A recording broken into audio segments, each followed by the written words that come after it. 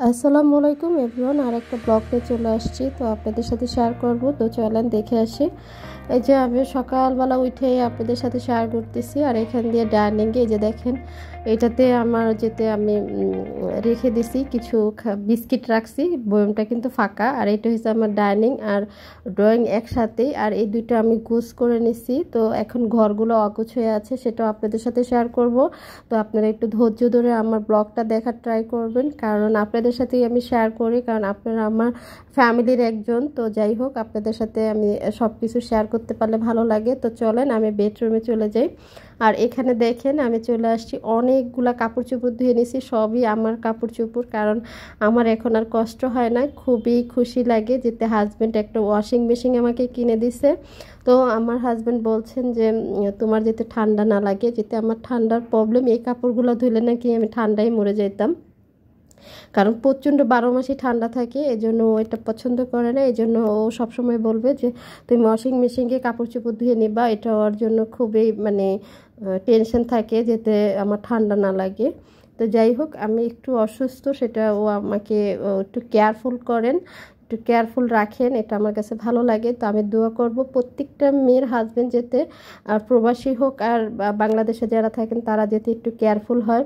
তো যাই হোক, আমি এদিক দিয়ে চলে আসছি রান্নার জন্য। তো ভাবলাম যে কাপড়গুলো পরে গোছ করে নেব। তো এখানে চলে আসছি লতি কাটার জন্য। এই যে দেখেন, আমি গোসল টোসল করে চলে আসছি লতি কাটার জন্য। তো লতি কাটার পরে এখান দিয়ে আমি চিন্তা করলাম যে না, আপনাদের সাথে একটু শেয়ার করা উচিত। অনেকগুলো রসুন আমি নিয়ে নিছি, এখন রসুনগুলো ব্লেন্ডার করে নেব। তো চলেন আপনাদের সাথে একটু শেয়ার করে। এই যে আমি আমার ক্যাবিনেটের থেকে আমার ব্লেন্ডারটা একটু বের করতেছি। তো আপনাদের সাথে সবই শেয়ার করি, যার যার পছন্দ লাগবে একটা বেল বাটনটা চালু দিয়ে রাখবেন, যাতে আমার নতুন ভিডিও আপলোড করলে আপনারা পেয়ে যান খুব সহজেই, কারণ আমাকে খুঁজতে হবে না, আমি আপনাদের সামনে যে চলে যাব। কারণ আপনাদের সাথে সব কিছু তো শেয়ার করি, ভালো মন্দ। তো আর এখান দিয়ে আমি নিয়ে নিলাম, দেখেন কতগুলো রসুন নিয়ে নিছি। এগুলো মা আমি ছোট বোন মিলে এগুলো আমরা সুন্দর করে দেশি রসুন এগুলো আমরা রেডি করে নিছি। এখন ব্লেন্ডার করে নেব। এই যে দেখেন, আমি ব্লেন্ডার করে নিচ্ছি। রান্নাঘরে চলে আসছি, রান্নাঘরে এসে এটা ব্লেন্ডার করে নিচ্ছি।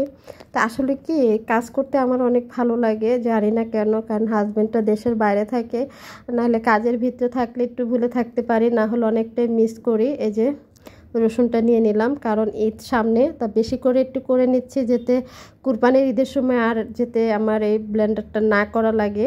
এই জন্য আমি 2 বাটি করে নিলাম, 2 কেজির মতো রসুন, সেগুলো আমি মিক্স করে নিচ্ছি। এই যে ব্লেন্ডার করে নিছি। তো আর এদিক দিয়ে রান্নার জন্য কি কি করতেছি সেটাও বলবো। আর ওখানে তো লতি কাইটেই নিলাম, তারপরে আবার নিয়ে নিলাম এদিক দিয়ে করলা, কারণ আজকে করলা রান্না করব, লতি শুটকি দিয়ে রান্না করব আজকে রেসিপি এটা। আর গরুর গোশত রান্না করব, সেটাও আপনাদের সাথে শেয়ার করব।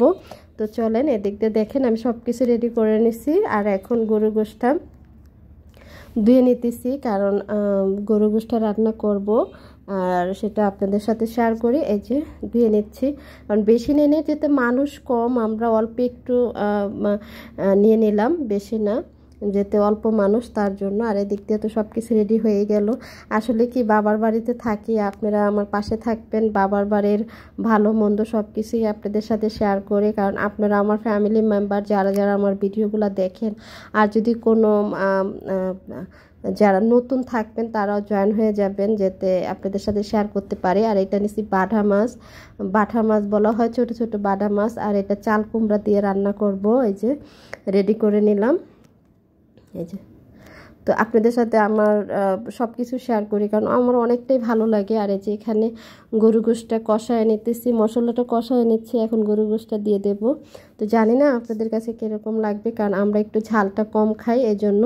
তো এই যে একটু কষায় নিচ্ছি মশলাটা, আর এখন গরু গোশতটা এখন দিয়ে দেব। তো মশলাটি ভালো করে কষানো হলে আর গরু গোশতটা দিলে ভালো লাগবে। তো আজকের ব্লগটা আমি এই পর্যন্তই রাখলাম, কারণ আমার ভালো লাগে। তো যাই হোক, আপনারা যারা যারা আমার ব্লগটা পছন্দ করেন একটু দেখে যাবেন। তো নতুন ভিডিওর জন্য অপেক্ষায় থাকবেন। আর আপনারা কমেন্ট করবেন যে আপনারা কী টাইপের ব্লগগুলো দেখতে চান, সেটাও শেয়ার করব।